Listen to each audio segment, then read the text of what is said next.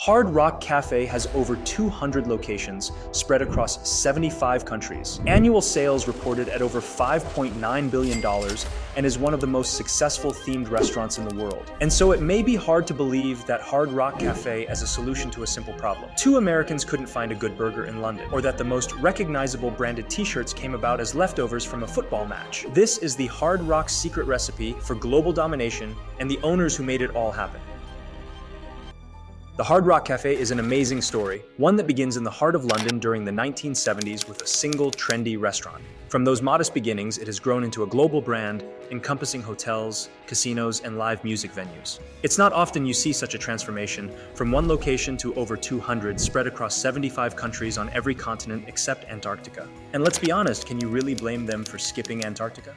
With annual sales reaching $5.9 billion, Hard Rock has earned its spot on Forbes' list of America's 100 largest private companies. What truly sets Hard Rock apart is the unique experience it offers, one that resonates deeply with its customers. Whether you're a diehard music fan or just there for the atmosphere, Hard Rock has a way of connecting with people that's hard to match. Don't you agree? Let's dive into what I believe are the key reasons behind Hard Rock Cafe's standout success, starting with the most obvious one: the fact that they've always stood out. It all began in 1971 when two ambitious 22-year-olds, Peter Morton and Isaac Tigret, both from wealthy American families, decided to open a restaurant in London.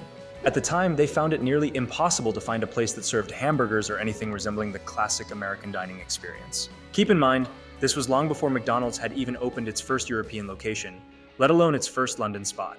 So, when the Hard Rock Cafe started offering American-style foods like hamburgers, it immediately set itself apart from the other restaurants in London. There's an ironic twist to this story, though. Tigret became a vegetarian shortly after opening the cafe. But it wasn't just the menu that made Hard Rock Cafe unique. The original location was in Mayfair, one of London's most upscale districts, known for its formal hotels and high-end restaurants. Yet, here was Hard Rock, offering a laid-back, casual environment right in the middle of all that luxury. In fact, the first Hard Rock Cafe was set up in a former Rolls-Royce dealership, and the owner, skeptical of its success, only agreed to a 6-month lease. But that uniqueness, standing out in a sea of formality, turned out to be a major advantage. The cafe quickly became a trendy hangout spot, attracting various celebrities and solidifying its place as a cultural icon. From the very beginning, Hard Rock Cafe was different, and as we continue, you'll see even more ways it stood out over the years. But for now, let's focus on another key factor behind its success: the celebrities. Some of the biggest names in rock music were regulars at the Hard Rock, including members of Led Zeppelin, the Rolling Stones, and the Beatles. When Led Zeppelin starts hanging out at your restaurant, you've instantly got the stamp of cool. Carole King even wrote a popular song about it, and in 1973, Paul McCartney and Wings gave their first ever live performance at the Hard Rock. This kind of star power meant endless free publicity. Every time a famous musician did something there, it made headlines. However, by the end of the decade, co-founders Peter Morton and Isaac Tigret weren't seeing eye to eye. Without diving too deep into their personal dynamics, it's clear that Morton was more focused on the business and profits, while Tigret leaned toward creativity and other concerns. Their differing visions for the future of Hard Rock eventually led to a split. Tigret reportedly paid Morton $800,000 for his share of the original London restaurant. But the real battle was over: who would get the rights to the Hard Rock name in the US? After years of legal wrangling, they agreed to split the rights. Morton would control the Hard Rock cafes in the West, while Tigret took the East. Celebrities remained a crucial part of the Hard Rock's brand in America. The first US Hard Rock opened in Los Angeles in 1982, with backing from Steven Spielberg and Willie Nelson, among others. 2 years later, Tigret opened the second US location in New York City, with investors like Dan Aykroyd and Yul Brynner. It was a unique situation. An American-themed restaurant that started in London, now opening locations in the US under two separate companies with feuding owners. But despite the complexities, the brand continued to thrive, thanks in large part to its celebrity connections. It's amazing that I've made it this far without really diving into the fact that Hard Rock Cafe is a themed restaurant, arguably the most successful themed restaurant of all time. If you can think of another that's done better, I'm all ears. I could easily spend the entire video on this topic, but I'll keep it short. The music theme all started because the original London location attracted so many musicians, especially Eric Clapton. The story goes that Clapton gave them one of his guitars to hang on the wall above his favorite spot at the bar. It was his way of reserving his seat. Not long after, Pete Townsend from The Who sent one of his guitars with a note saying, Mine's as good as his. That's how Hard Rock's legendary memorabilia collection began. Today, it's estimated to include around 86,000 pieces, most of which were acquired through donations and auctions. The collection features everything from instruments and clothing to photographs and even vehicles. They say it's the largest and most valuable collection of music memorabilia in the world, and I believe it. If you visit a Hard Rock cafe, you might come face to face with something like John Lennon's glasses or Michael Jackson's jacket from the Beat It video. One standout piece is a gold leaf piano once owned by Elvis Presley, which they acquired as their 80,000th item in 2015.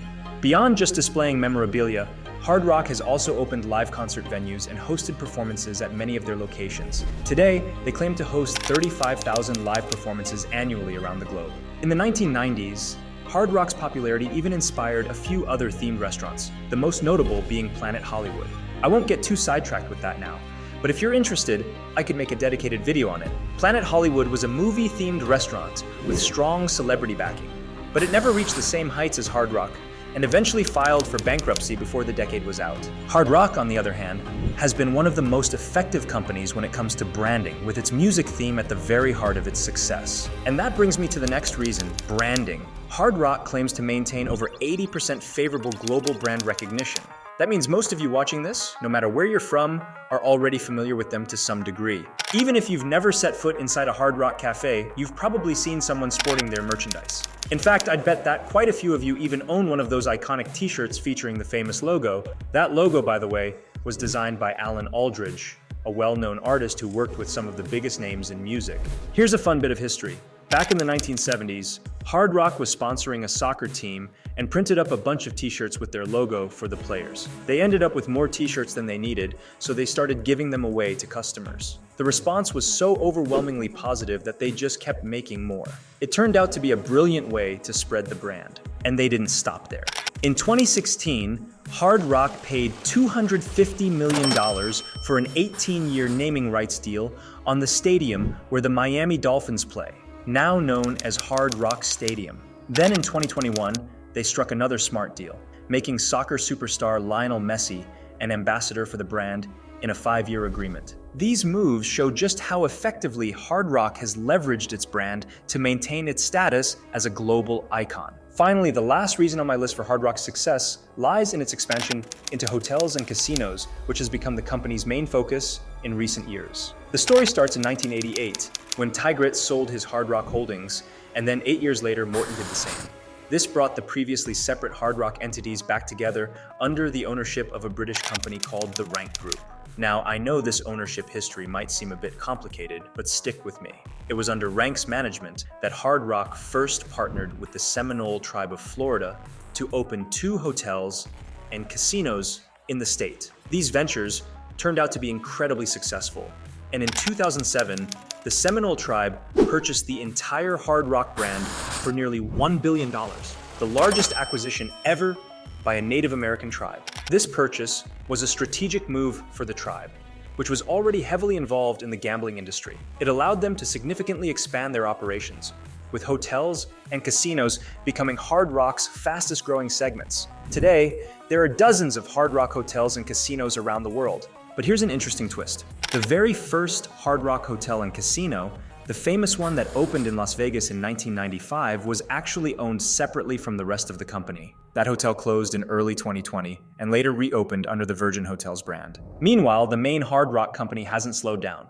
In 2022, they spent over $1 billion to buy the Mirage from MGM, with plans to transform it into a Hard Rock hotel and casino that will be shaped like a massive guitar, likely resembling a larger version of the iconic guitar-shaped hotel they opened in Florida in 2019. So that's likely going to be pretty incredible. When you look back at the list, it really highlights why Hard Rock has achieved such remarkable success. It checks most of these boxes, doesn't it? There's a lot happening with this brand, and I'll definitely be keeping an eye on it. But what about you? How do you feel about Hard Rock Cafe, their hotels, casinos, and everything else they've ventured into? Drop your thoughts in the comments below. Personally, I think it's a fascinating story with a lot to admire. I've really enjoyed diving into it. Hard Rock is a cool, unique concept with so many different facets that you just don't see anywhere else. That said, some might argue that Hard Rock has strayed pretty far from its roots, evolving from a trendy, charming eatery into what some see as an overpriced commercial tourist spot.